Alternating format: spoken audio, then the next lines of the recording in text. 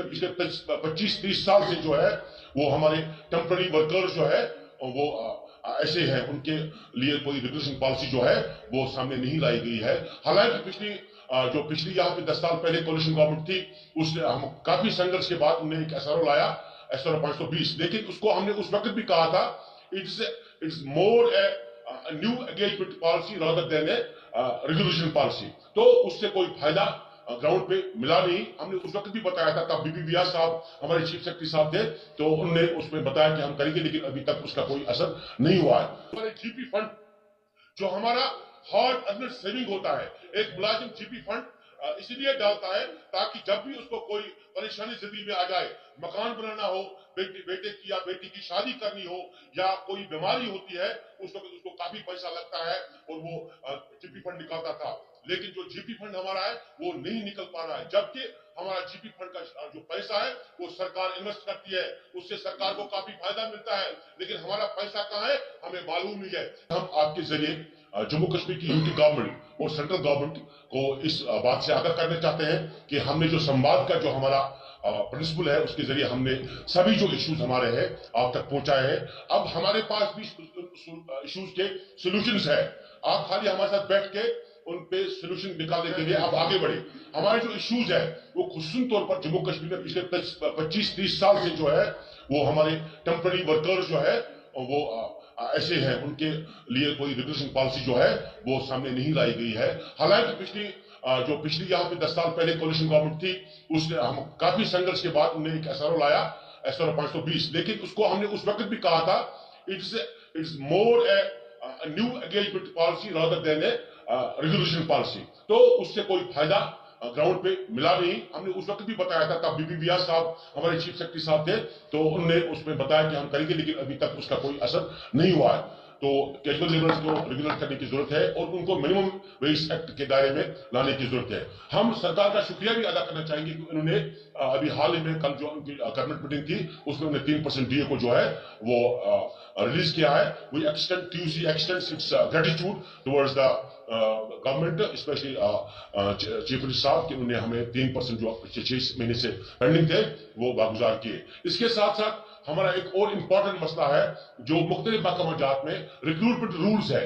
जबकि standing instructions है कि हर 5 साल के बाद सर्विस रिक्रूटमेंट रूल्स में रिव्यू होना चाहिए, लेकिन यहाँ 30-30 साल 40-40 साल से कोई रिव्यू नहीं हुआ है। उस वजह से हमारे मुलाजमीन का जो कैरियर है वो प्रोग्रेस नहीं हो पा रहा है, जबकि जो सारा काम, चाहे वो सेंट्रल गवर्नमेंट का काम हो, वो मरकजी स्कीमें हो या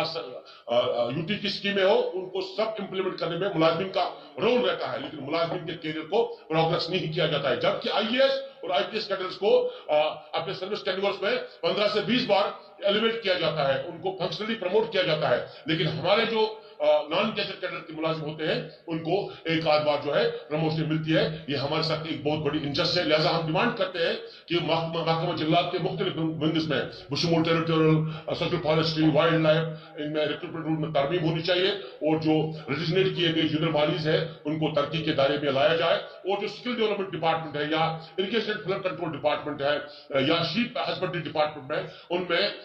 और प्रोटेक्ट हॉस्पिटल के प्रोटोकॉल डिपार्टमेंट है उनमें, सोशल वेलफेयर डिपार्टमेंट में रिक्रूटमेंट रूल्स में तरमीम करने की जरूरत है, ताकि जो नॉन कैश कैडर के मुलाजिमीन है उनके लिए तरक्की के रास्ते जो है वो खोले जाए। इसी तरीके से हम मुतालबा करते हैं, पिछले कई सालों से हम मुतालबा करते हैं कि हमारे पे एनॉमलीज को रिमूव किया जाए। महकमा जिल्लात के मुख्तलिफ विंग्स में पे एनॉमलीज है, 5वें पे कमीशन से पे एनॉमलीज को क्रिएट किया गया, लेकिन आज 8वें पे कमीशन सेंट्रल गवर्नमेंट ने हाल ही में एक कमीशन कॉन्स्टिट्यूट किया 8वें पे कमीशन के लिए, लेकिन वो पे इनामी जो है वही की वही है। पे इनाम हमारी दूर नहीं हो रही है, हमारी तनख्वाह जो है वो कलील है, जबकि महंगाई आसमान छू रही है। हम अपने इस कम कलील कफाफे में जो है अपना गुजारा बसर नहीं कर पा रहे हैं। हमारे बच्चे जो है वो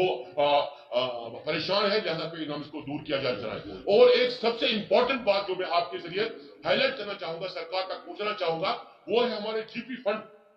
जो हमारा हार्ड अर्नड सेविंग होता है। एक मुलाजिम GP fund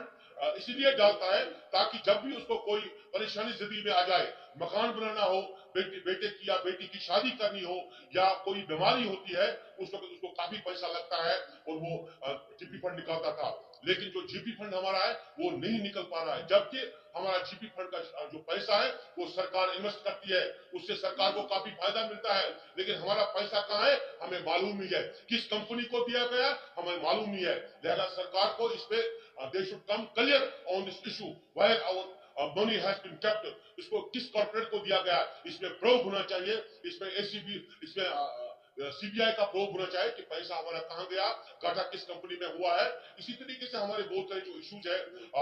old pension scheme हम लागू करना चाहते हैं, हमने पिछली दफा भी ये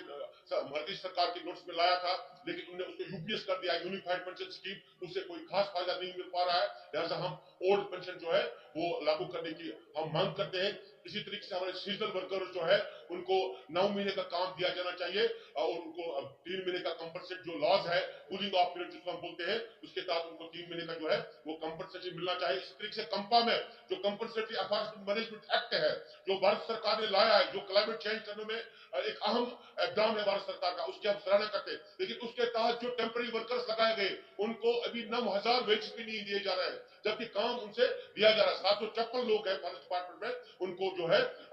वेजेस के दायरे में लाया जाना चाहिए।